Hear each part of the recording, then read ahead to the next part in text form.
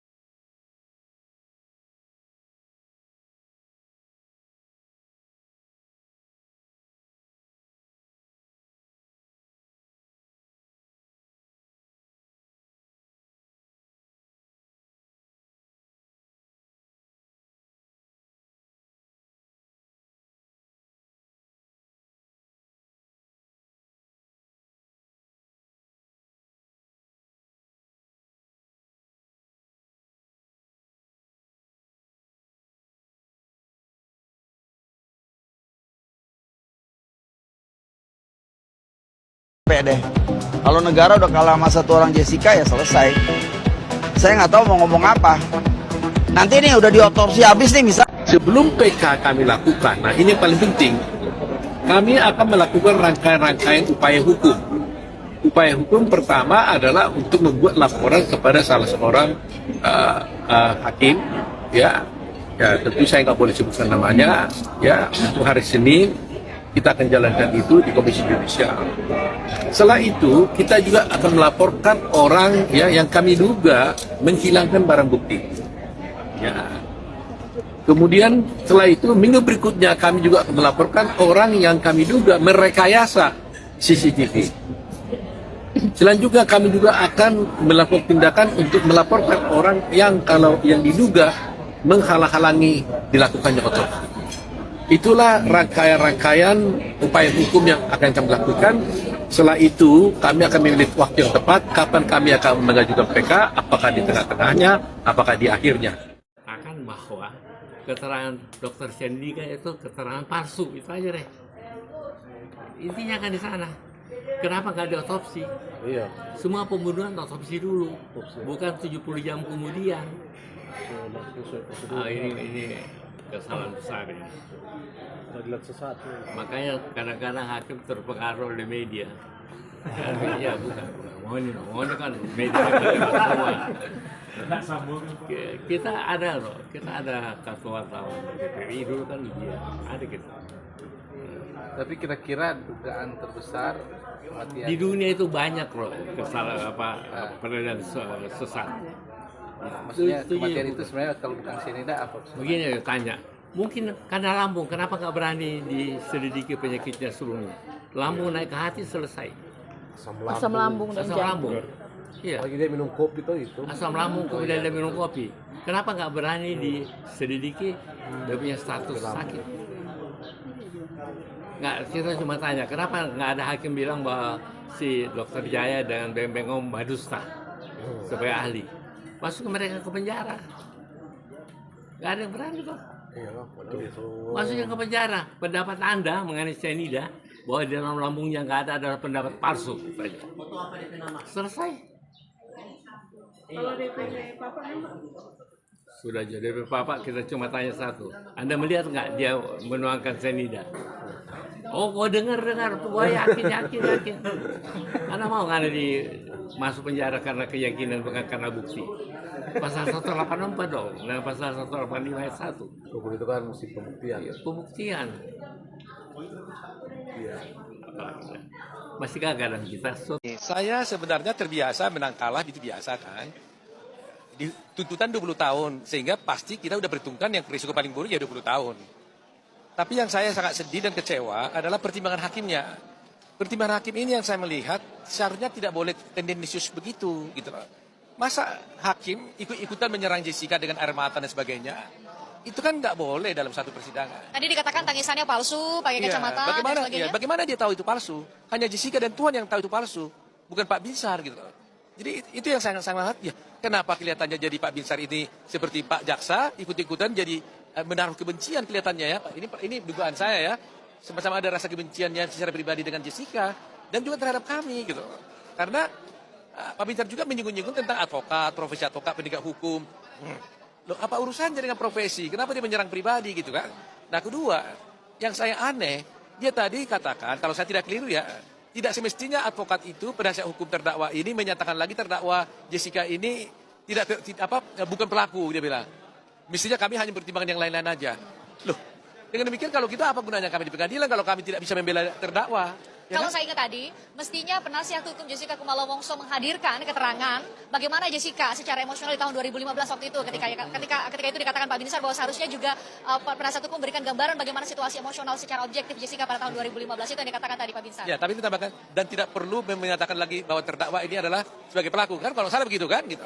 Nah, kalau kami tidak boleh mengatakan bahwa terdakwa ini sebagai pelaku, lantas kami hadir di sana untuk apa? Ya kan? Kami tentunya kan membela klien kami kan gitu. Dan kami membela kan tidak sembarangan. Kami mengajukan bukti-bukti. Nah, yang saya tidak puasnya itu adalah pertimbangan hakimnya ini. Cobalah, bukti B4 nggak pernah dipersoalkan. Padahal itu masterpiece daripada persoalan ini. Ya kan, selama ini kan selalu dituduh begini. Bahwa Jessica ada menguasai gelas. Gelas itu berisi kopi yang ada cyanida. Lantas diminum Mirna mati. Kalau bukan Mirna, kalau bukan Jessica yang melakukan, siapa lagi? Kan ini selalu didengung-dengungkan. Padahal setelah persidangan, kita sudah bisa lihat, bukan itu pertanyaannya. Pertanyaannya adalah, apakah betul Mirna mati karena cyanida? Kenapa ada pertanyaan begitu? Karena ternyata berdasarkan bukti yang diadukan jaksa, bahwa ternyata di dalam tubuh Mirna tidak ada cyanida. Tapi kita berdasarkan nalurinya terlebih dahulu, lalu menghubung-hubungkan kepada bukti yang ada di dalam persidangan. Hakim itu kan kalau menjatuhkan suatu putusan, ya selalu lebih dahulu menggunakan nalurinya, batinnya. Apalagi ini persidangan ini sudah cukup lama ya. Kita sangat mengerti, menguasai keadaan. Barulah dari naluri ini kita hubung-hubungkan dengan alat-alat bukti lain. Tentu ini akan menjadi sebuah hal yang sangat fatal sekali karena keterangan tersebut bagi saya, menurut saya, diduga menyesatkan masyarakat. Karena sebagai seorang advokat, sebagai seorang praktisi hukum, dan hal tersebut diakui oleh begitu banyak ahli hukum di Indonesia pun sepakat bahwa hakim dalam memutus suatu tindak pidana harusnya dilihat dari barang bukti yang ada. Dilakukan pembuktian secara material, dari situlah, dari dasar-dasar pembuktian tersebut, lalu ia yakini untuk memutus sebuah perkara pidana. Bukan naluri dulu gitu. Bukan dia yakini dulu. Kalau kita naluri dulu yang berjalan, dia yakini dulu, maka kita akan mencari-cari selalu. Sama seperti halnya kalau kita malam-malam sedang jalan di tengah hutan begitu ya. Karena kita sering melihat film horor gitu, kita akan melihat bahwasannya di sana ada pohon pisang dan sebagainya, yang tadinya itu harusnya pohon pisang, tapi karena kita punya keyakinan bahwa di sini ada hantu, ada setan secara horor, maka kita akan melihat, wah ini ada pocong, ini ada kuntilanak. Nah, itu proses daripada berimajinasi terlebih dahulu, melakukan menumbuhkan naluri dulu dalam memutus sebuah perkara. Sehingga kalau naluri duluan lalu dihubung-hubungkan ke bukti, saya melihat hakim cenderung subjektif. Sementara kita ketahui bahwa hakim tidak boleh berpihak. Hakim harusnya tegak lurus terhadap pembuktian. Hakim tidaklah boleh menduga-duga. Harus dengan penuh keyakinan berdasarkan bukti-bukti yang dihadirkan secara material di dalam persidangan. Edi duduk di deretan kursi guru besar mengenakan busana lengkap dan toga. Wamenkumham Edi Hiarie yang juga tersangka kasus dugaan suap dan gratifikasi di KPK datang sebagai guru besar. Selepas acara, Edi langsung meninggalkan Balai Senat UGM dan menolak permintaan wawancara yang diajukan awak media. 3.000 advokat bersedia menjadi kuasa hukum Jessica Wongso. Sementara itu, ahli digital forensik yang pernah menjadi saksi ahli meringankan Jessica dalam kasus kopi sianida tersebut kembali menegaskan bahwa CCTV di Cafe Olivier syarat dengan rekayasa.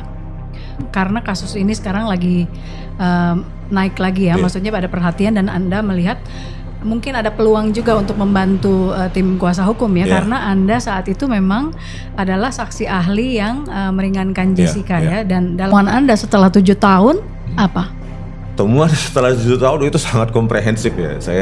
Saya bandingkan ternyata hampir semua file atau file video yang dilakukan, yang diperiksa seperti kanal 2, kanal 3 ya, kamera 3, kamera 7, kamera mahkota, dan kamera 9, kamera mahkota juga, itu juga direkayasa. Oke. Masih lebih rendah. Dan itu yang mungkin tampak pada akhirnya yang kita lihat sekarang ini, bahwa kualitas videonya di bawah HD gitu ya. Sangat buruk ya. Artinya ada blur, ada buram dan sebagainya gitu ya. Blur, buram, berbayang, artefaknya kasar, pinggir-pinggir tepi itu kasar. Itu akibat dari scaling down dari 1920 ke 960. Nah, lalu Anda merasa bahwa ini ada rekayasa di sini gitu. Nah, menurut Anda yang melakukan siapa? Muhammad Nuh Al-Azhar. Buat apa seorang saksi ahli melakukan itu? Saya nggak tahu, tapi apa kira-kira menurut Anda gini? Akhirnya kan saya temukan bahwa Christopher Harimaryanto juga melakukan rekayasa kan? Ya, di mana itu? Nanti dulu Mbak, ke situ. Kembali lagi tadi. Ya kan ini enak pacingnya cepat jadi tadi pertanyaannya adalah apa motifnya? Saya nggak tahu. Hanya dia dan Tuhan yang tahu. Tetapi hasilnya adalah penggiringan, penggiringan opini. Bayangkan toksikolog menggunakan timestamp dari video yang sudah direkayasa menjadi dasar bagi dia untuk menghitung atau mengkalkulasi penguraian sianida dan segala macam analisanya. Dia menggunakan BAP dari CCTV. Yes, gitu. Belum lagi pengamatan dilakukan oleh psikolog dan kriminolog. Itu berdasarkan CCTV kamera atau video yang sudah direkayasa. Dan hakim memutuskan berdasarkan narasi dari yang dibuat oleh Muhammad Nuh Al-Azhar.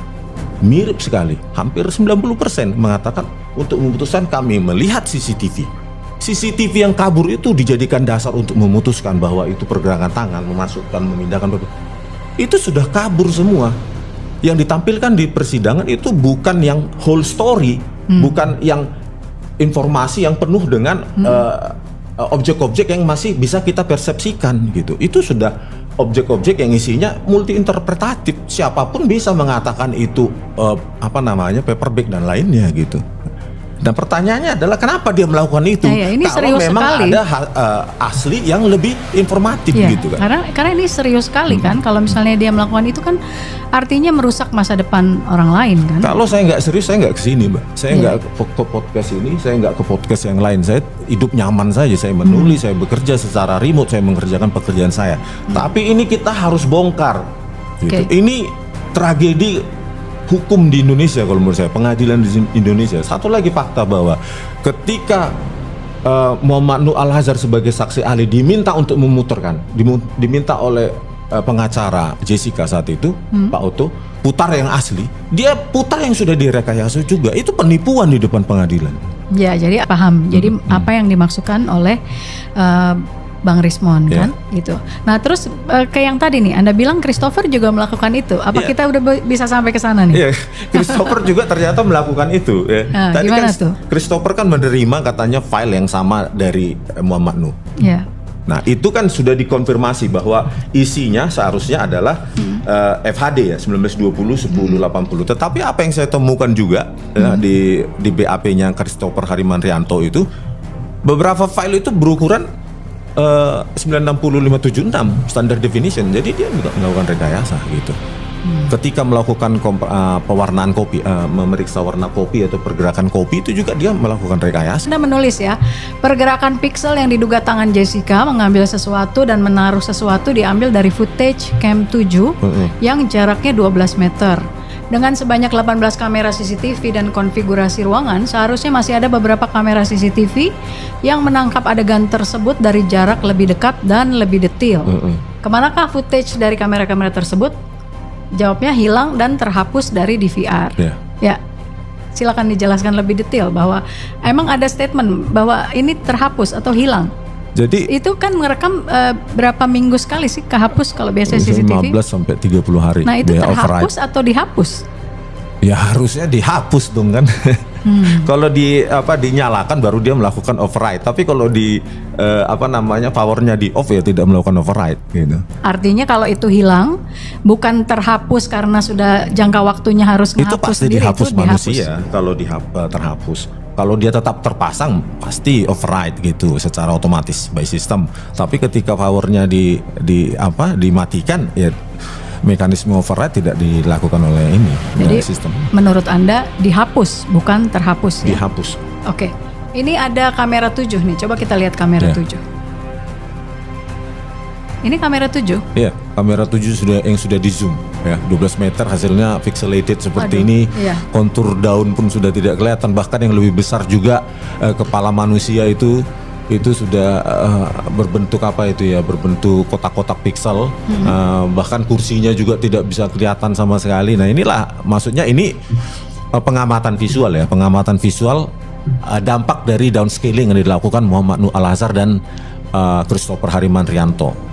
Ya, kalau misalnya as it is jauh lebih informatif dan saya yakin hakim dan psikolog dan toksikolog dan kriminolog pasti lebih memahami informasi yang ada pada setiap pergerakan tersebut. Saya sendiri susah ini ngelihat mana Jessica-nya. Siapapun susah, Mbak. Makanya dibutuhkan narasi oleh Muhammad Nuh itu. Baru tergiringlah hakim kita. Dan hasil penggiringan itu menjadi basis bagi dia untuk melakukan keputusan. Jadi makanya saya bilang tadi ini seperti House of Cards. House of Cards di mana House of Cards itu kalau satu saja card itu kita ambil maka runtuhlah semua bangunan itu. Makanya di sini saya buktikan. Ketika saya buktikan bahwa CCTV itu direkayasa berdasarkan BAP mereka, maka argumen-argumen yang lain itu menjadi tidak bisa lagi dipertanggungjawabkan. Argumennya dari psikolog, argumennya kriminolog, toksikolog, bahkan hakim dan jaksa itu runtuh itu semuanya. Ini ya bahwa itu dilakukan di kamera 9 juga loh. Kamera 9 ya, bukan hanya kamera 17. Kamera 9 yang dari belakang. Ya, kamera 9 itu yang dari belakang. Ya? Itu menampilkan pergerakan Jessica menggaruk paha, menggaruk tangannya, jari jemarinya itu juga ya, itu harusnya kan event-event krusial yang harus dianalisa oleh seorang digital forensik. Itu justru dia downscaling. Berarti kan dia ingin menciptakan pergerakan palsu keseluruhan. Makanya saya duga kenapa dia rekayasa menjadi standard definition, karena memang tidak pernah ada pergerakan-pergerakan itu. Berikut juga dengan apa yang terjadi di kamera 7, yaitu memindahkan paperback sebagai sejajar. Itu kan kalau kita perhatikan lagi, paperback seperti hantu ya, hantu yang menggerakkan terbang sendiri itu. Persepsi mata saya ya, karena memang standard definition dia lakukan. Jadi pergerakan-pergerakan yang dia ceritakan itu, saya yakin itu tidak ada. Oh gitu? Iya. Kalau ada, kenapa nggak dia tampilkan 1920-1080? Full HD? Iya, gitu. Jadi menurut Anda nih, adegan memindahkan paperback oleh Jessica, dan yang lain-lain, dan juga garuk itu, menurut Anda paling nggak 2 kamera itu, kamera 9 dan kamera 7. Itu kamera mahkota itu ya. Dan menurut Anda meyakini itu tidak ada sebetulnya? Tidak ada, sebagian atau semuanya gitu. Dia lakukan rekayasa itu. Pertanyaan motifnya apa? Itu. Tujuannya apa? Kalau hasilnya saya tahu, hasilnya penggiringan. Motifnya dia saya nggak tahu. Motif apa gitu. Saya sudah berhenti menggunakan dugaan rekayasa. Saya mengatakan ini rekayasa karena kita melakukan bukan persepsi visual segala macam. Oh itu jadi SD bukan pengamatan. Tetapi yang kita lakukan adalah pemeriksaan BAP dia. Di situ saya pastikan ini pasti rekayasa. Makanya saya bilang sama Pak Oto, kalau ini saya katakan di podcast bahwa ini rekayasa, bisa nggak dijamin BAP ini tidak berubah? Gitu. Dan Pak Oto mengatakan ini dijamin tidak berubah. Ya sudah, saya katakan ini rekayasa. Gitu. Jadi di mana rekayasanya? Ya rekayasanya di BAP itu. Saya tidak karang-karang, ini saya tidak buat-buat. Nah pertanyaannya tadi, motifnya apa? Saya tidak tahu. Tapi hasilnya adalah penggiringan dan itu menggiring semua. Bayangkan Mbak, informasi seharusnya 1920 1080 ketika video itu harusnya diberi